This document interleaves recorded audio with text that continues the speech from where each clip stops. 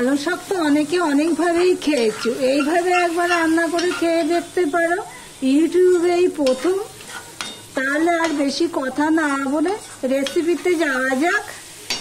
নমস্কার বন্ধুরা, আপনারা দেখছেন কুকিং হাউস অফ অনিমা। আজকে আমি রান্না করব তিল পালং, অর্থাৎ তার জন্য আমি এখানে দেখো তিল নিয়েছি, বেগুন নিয়েছি, রসুন নিয়েছি, কাঁচা লঙ্কা নিয়েছি। আর এখানে দেখো পালং শাকগুলো আমি কেটে ধুয়ে পরিষ্কার করে নিয়েছি। চলো তাহলে আমি রান্না করছি কিভাবে দেখবে। চলো, প্লিজ স্কিপ করো না। ইউটিউবে এই প্রথমবার দেখবে। বন্ধুরা, কড়াইটা বসিয়ে দিয়েছি, গরম হয়ে গেলে আমি এই তিলগুলো প্রথমে এমনিতেই ভেজে নেব শুকনো খোলায়। আমার ভিডিওটি যারা দেখছো লাইক করে কন্টিনিউ করতে শুরু করো। দেখো বন্ধুরা, পালং শাক তো অনেকে অনেকভাবেই খেয়েছো, এইভাবে তিল দিয়ে একবার খেয়ে দেখতে পারো। দারুণ টেস্টফুল হয়, একটু অন্যরকম। ইউটিউবে এই প্রথম। তিলটা দেখো ভাজা হয়ে গেছে। তিলের নাড়ু করলে যেমনভাবে ভাজা ঠিক সেইভাবে ভেজে নিয়েছি, একটু লালচে টাইপ করে ভেজে নিয়েছি। এবার আমি গ্যাসটা অফ করে দিয়ে কড়াইটা খালি করে নেব। দেখো তিলগুলো ঠিক এইভাবে ভেজে নিয়েছি। এবার কড়াইতে তেল দিয়ে দিয়েছি, তেলটা গরম হয়ে গেছে। এবার দিয়ে দিলাম অল্প একটু নুন, হাফ চামচের মতো নুন দিয়ে দিলাম।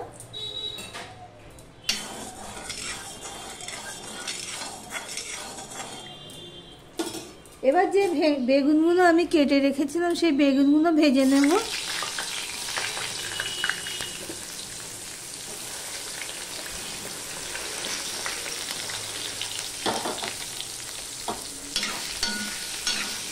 একটু হলুদ দিয়ে দেব।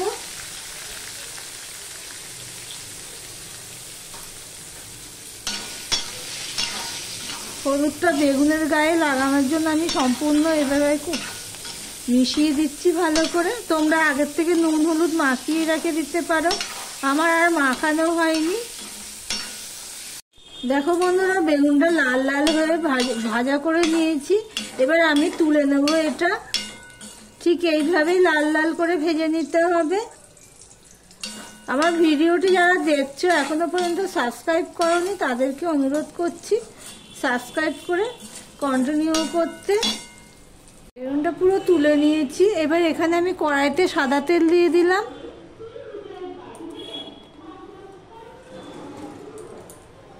এখানে দেখো একটা শুকনো লঙ্কা নিয়েছি। শুকনো লঙ্কাটাকে আমি এইভাবে ছিঁড়ে কুচি কুচি করে দিয়ে দিলাম। এদিকে দেখো বেগুনটা এইভাবে ভেজে নিয়েছি। আর এখানে রসুন থেতো করে নিয়েছি আর কাঁচা লঙ্কা থেতো করে নিয়েছি।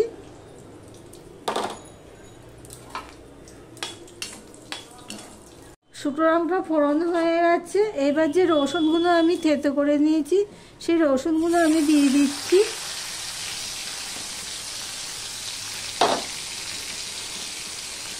রসুনগুলো আমি লাল লাল করে ভেজে নেব। দেখো রসুনটা লাল লাল হয়ে ভাজা হয়ে গেছে। এবার আমি একটু নুন দিয়ে দিচ্ছি। আর এখানে যে থেতো করা কাঁচা লঙ্কাটা আছে সেটা দিয়ে দিলাম। আমার ভিডিওটি যদি ভালো লেগে থাকে তাহলে লাইক কমেন্ট শেয়ার করে দিও। আর যারা নতুন বন্ধু ভিডিওটি দেখছো এখনো পর্যন্ত সাবস্ক্রাইব করোনি তাদেরকে অনুরোধ করছি সাবস্ক্রাইবটা করে দিতে। এবার দিয়ে দিচ্ছি পালং শাকগুলো।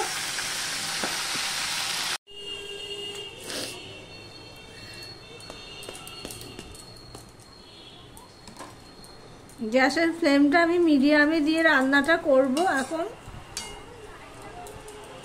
সমস্ত পালং শাকগুলো দেওয়া হয়েছে। এবার রসুন, তেল, লঙ্কা সবের সাথে আমি এইভাবে মিশিয়ে দেব। নুন তো অল্প দিয়েছি, পরে টেস্ট অনুযায়ী নুন দিয়ে দেব।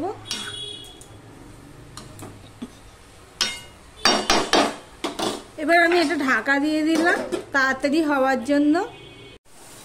ঢাকনাটা খুলে দেখো আমি সম্পূর্ণটা আবার এইভাবে করে দিলাম। তা আরো কমে যাবে।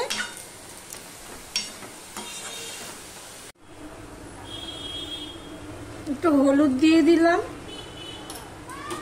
দিয়ে সম্পূর্ণটা আমি মিশিয়ে নেব। প্লিজ তোমরা এইভাবে যেইভাবে করছি এইভাবে একবার ট্রাই করে দেখতে পারো, খুব ভালো লাগে খেতে, গরম ভাতের দারুণ লাগবে। প্রায় ভাজা হয়ে গেছে, এবার আমি এখানে মিষ্টি দিয়ে দিলাম, 2 চামচ দিয়ে দেবো।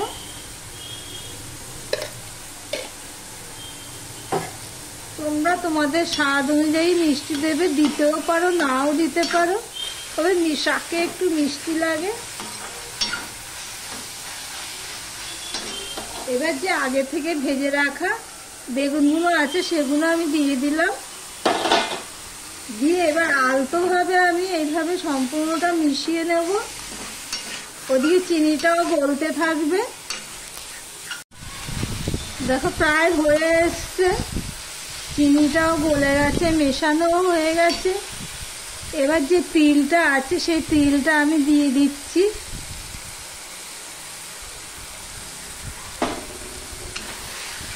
এইভাবে তিল দিয়ে ভাজা করলে পালং শাক খুব দারুণ লাগে, মুখে কামড় পড়বে তিলের, দারুণ খেতে লাগে। আর তিল তো খাওয়া ভালো স্বাস্থ্যের পক্ষে।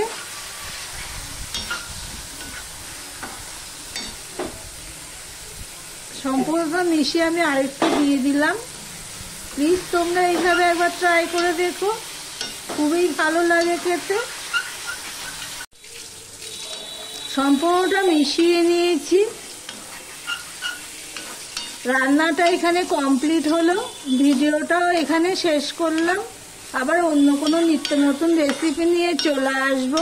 প্লিজ সঙ্গে থেকো বন্ধুরা।